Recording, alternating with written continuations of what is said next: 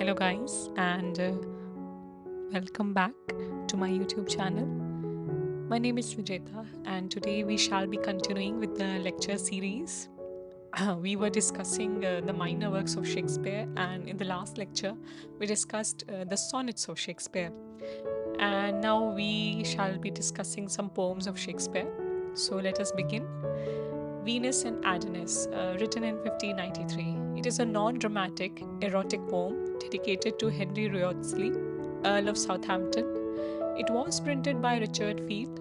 In this poem, the goddess Venus is infatuated with the young hunter Adonis. Adonis resists her, advances, and he prefers to go for hunting. He is not interested in her. The next morning, she discovers his body killed by a wild boar and she laments. And this epic poem is based on a passage from Ovid's Metamorphoses. So, yeah, that is the poem. A goddess is infatuated by a hunter. And when Venus persuades Adonis to kiss her, he denies, thinking that he is too young and he cares only for hunting. And Adonis is actually born of a palm tree. Venus creates red flower from Adonis's body. So, yeah, that is something. These are the important things that you need to remember about the poem. You can read it if you want to know more about it. The Rape of Lucrece, written in 1593. And we know that Shakespeare is also called the Bard of Avon because of these works that he has written. And it is a narrative poem of Shakespeare based on themes again from Ovid's Metamorphoses. It is about the rape of Lucretia by Tarquin, based on an ancient Latin story. Tarquin is the son of the Roman king. Lucrece is distressed and she commits suicide. Her husband and others they take revenge upon Tarquin and drive him and his father from Rome. And it is again dedicated to Henry Wriothesley. Titles taken from Shakespeare's plays in the current contemporary works: Antony and Cleopatra, Joyce Carol Oates, New Heaven, New Earth. This is actually taken from Antony and Cleopatra. Eva Fitzgerald's Seven Ages, again from Antony and Cleopatra. As You Like It, Thomas Hardy, Under the Greenwood Tree. Hamlet, Isaac Asimov, The Gods Themselves. Aldous Huxley, Mortal Coils. Graham Greene, The Name of Action. Agatha Christie, The Mousetrap. Tom Stoppard, Rosencrantz, and Guildenstern are dead. With Eva Fitzgerald, I think Seven Ages might be related to As You Like It as well. Let me know if you know it for sure in the comment section, because there is a poem in As You Like It, you know, telling about the Seven Ages. Julius Caesar, Frederick Forsyth, The Dogs of War. King John, Nathaniel Hawthorne, Twice Told Tales. King Lear, Eric Linklater, Ripeness is All. You know, that was a one dialogue, very, very important. Macbeth, Agatha Christie, By the Pricking of My Thumbs. Ray Bradbury, Something Wicked This Way Comes. And we also discussed how this poem or this song is used in Harry Potter and the Prisoner of Azkaban. William Faulkner, The Sound and the Fury. John Steinbeck, The Moon is Down. Ted Hughes, Four Tales Told by an Idiot. Faye Kellerman, The Quality of Mercy. Erica Jong, Shylock's Daughter, A Novel of Love in Venice. Francis Parkinson Keys, All That Glitters. From Romeo and Juliet, Dorothy Parker, Not So Deep as a Well. Fort Maddox Fort, It Was the Nightingale. From The Tempest, Aldous Huxley, Brave New World, Miranda's speech. From Timon of Athens, Vladimir Nabokov, Pale Fire. Truman Capote, there's no E there, in Cold Blood. Truman Capote also wrote, Breakfast at Tiffany's, which was adapted into a Hollywood movie starring the one and only, Audrey Hepburn. So that is something. William Trevor, Fools of Fortune.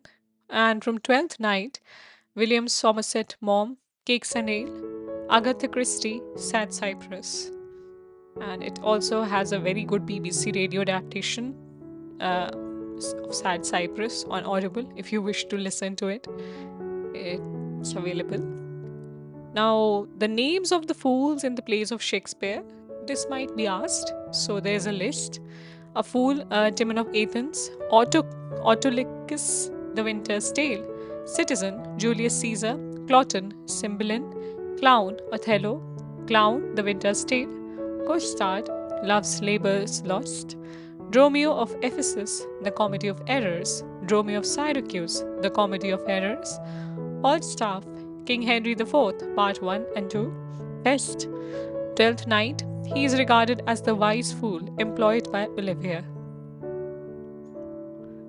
Grumio, The Taming of the Shrew, Launce, The Two Gentlemen of Verona, Launcelot Gobbo, The Merchant of Venice, Shylock, The Merchant of Venice, Lavash or Lavash, All's Well That Ends Well, Nick Bottom, Midsummer Night's Dream, Pompey, Measure for Measure, he's the employee of the brothel, Puck, Midsummer Night's Dream, Speed, Two Gentlemen of Verona, The Fool, King Lear, The Gravediggers, Hamlet, The Porter, Macbeth. Thersites or Thersites, Troilus and Cressida, Touchstone, As You Like It, Trinculo, The Tempest. Sexual jealousy in the plays of Shakespeare.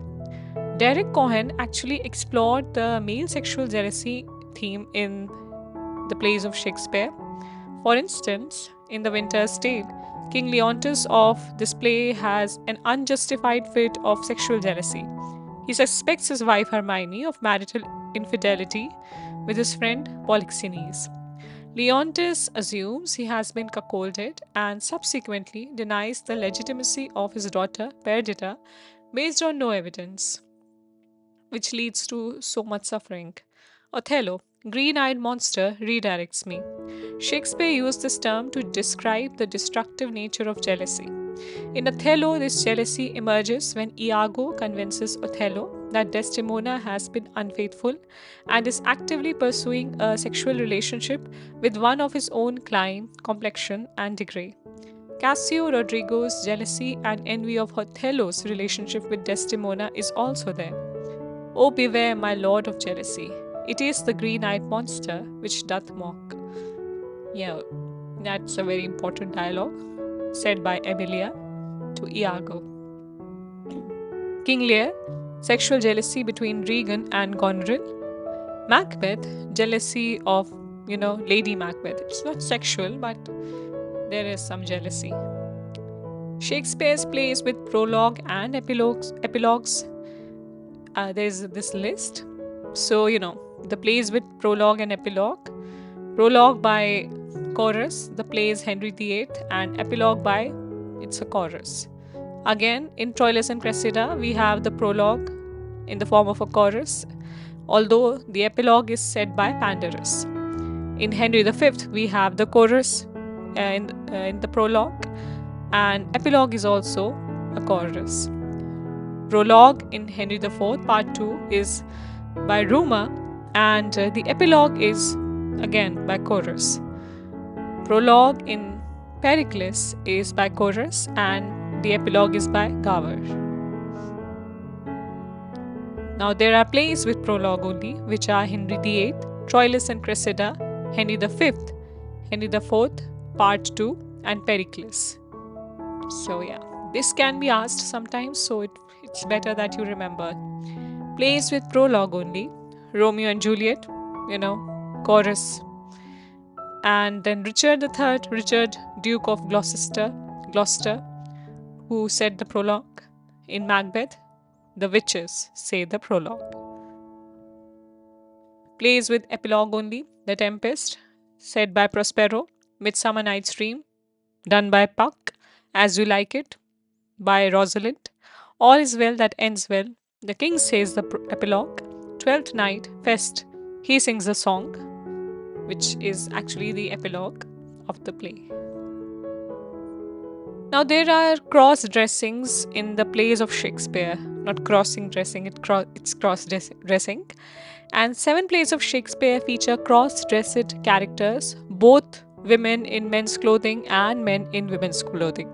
Most of the plays of Shakespeare are full of cross dressing, but these seven are more affected. The plot is more affected, and you know.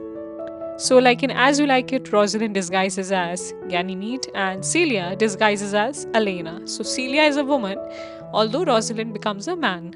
The Merchant of Venice, Portia disguises as Balthazar, Nerissa disguises as the clerk of lawyer, and Jessica disguises as a page boy.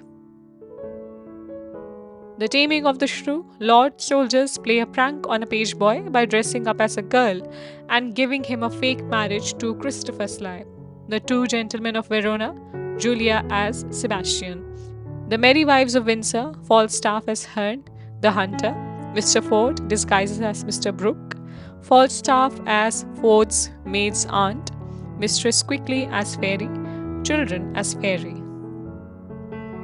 Twelfth Night, Viola as Cesario, Fest as Sir Topaz, Cymbeline, Imogen as Fidel, Measure for Measure, Vincentio as Friar Lodovick, women disguised as men in battle dress, Joan of Arc in Henry VI Part 1, Margaret in Henry VI Part 3, and Eleanor in King John.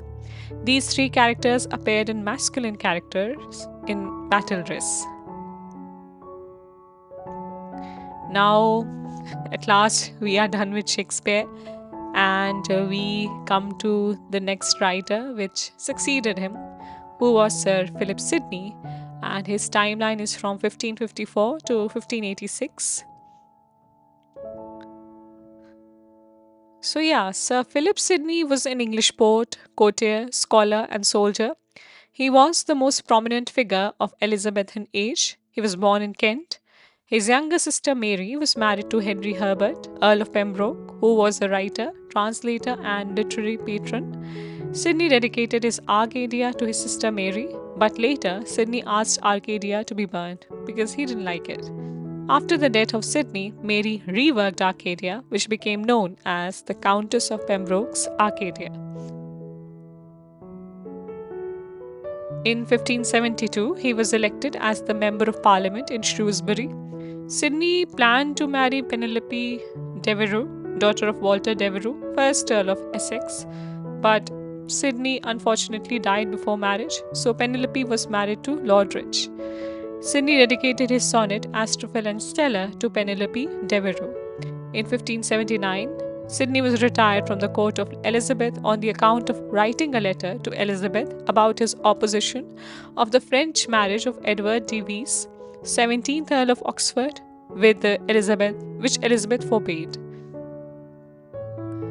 In 1885, he returned to Elizabethan court.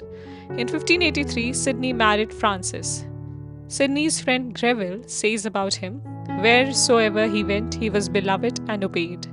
In 1586, he fought in the Battle of Zutphen, where he was wounded in the thigh, and within a month he died. During his funeral, the London crowd said about him, "Farewell, the worthiest knight that lived." Edmund Spenser mourned his death in the pastoral elegy, Astrophel, very important. None of his works were published in his lifetime, and a folio of his work appeared in 1598. Spenser dedicated his Shepherd's Calendar to Sidney. In 1591, Sir Walter Raleigh wrote poems on Sir Philip Sidney. Important works of Philip Sidney: The Lady of May, 1578-79. That was the year it was written, and it is a masque written and performed for Queen Elizabeth. Astrophel and Stella, written in 1591. It is the first English sonnet sequence composed in the early 1580s, but actually the first edition was printed in 1591, an authorized version in 1598.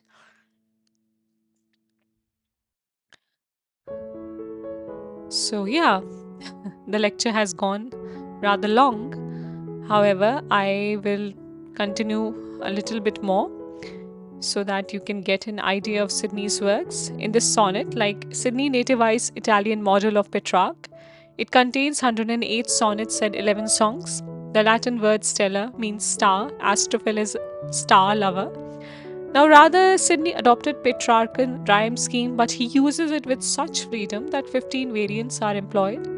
In the sonnet, Astrophil represents Sidney himself, while Stella represents Lady Penelope Devereux, later Lady Rich, and he dedicated his work to Penelope. So he loved her very much. This sonnet was printed by Thomas Newman in 1590, not 1951, it's 1591. This edition included 10 songs of Sidney and a preface by Thomas Nash. It also includes the verses of Campion, Samuel Daniel, and Earl of Oxford. In Song 6, there is a debate between beauty and music. In Sonnet 12, Astrophil compares Stella's heart to citadel. In Sonnet 9, Stella's forehead is represented as made out of alabaster. The color of Stella's hair is blonde. So I will stop here. I think this is enough for today. I hope you liked the lecture. If there are any suggestions, there is the comment section. Please, if you liked it, please like my video, subscribe to my channel, and I will meet you all in the next video. Thank you.